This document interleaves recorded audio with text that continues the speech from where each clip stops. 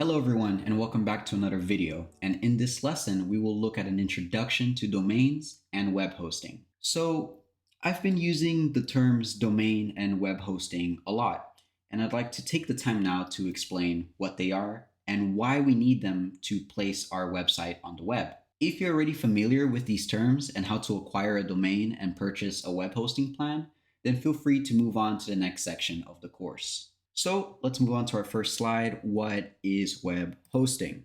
Web hosting is an online service that makes your website's content accessible on the internet. When you purchase web hosting, you're renting space on a physical computer server to store all your website's files and data. There are several companies that can provide web hosting services like Hostinger, Bluehost, SiteGround, etc., and they all provide similar services.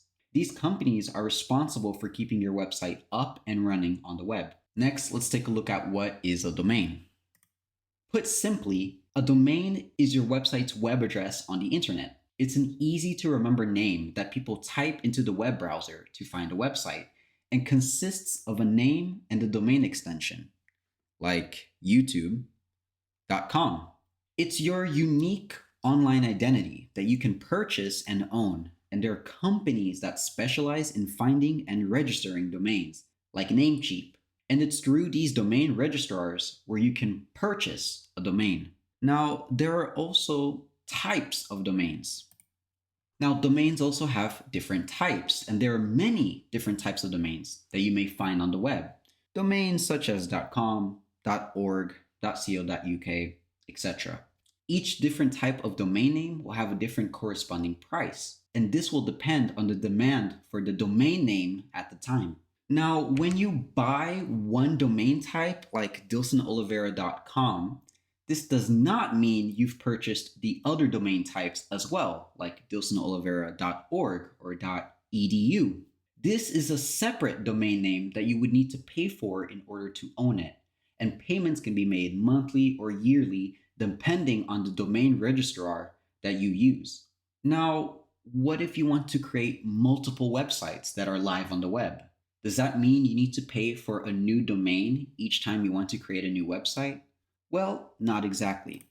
In comes subdomains.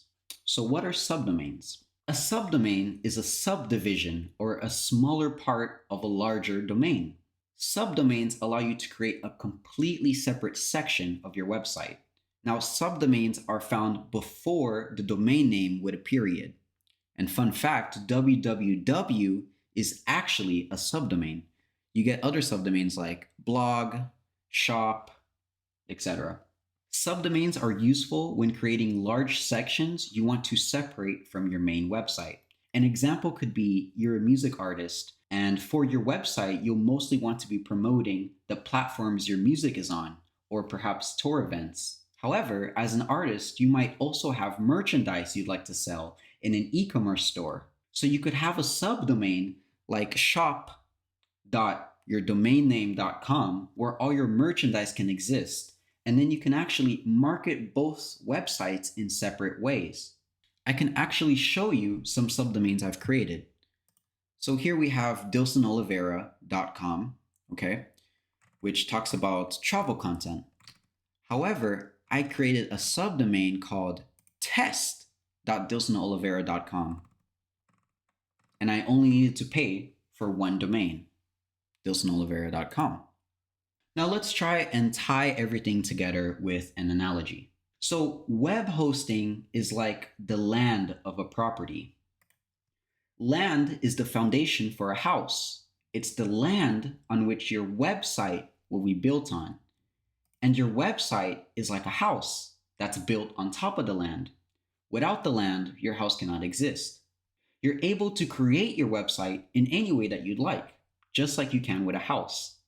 Without web hosting, your website cannot be built.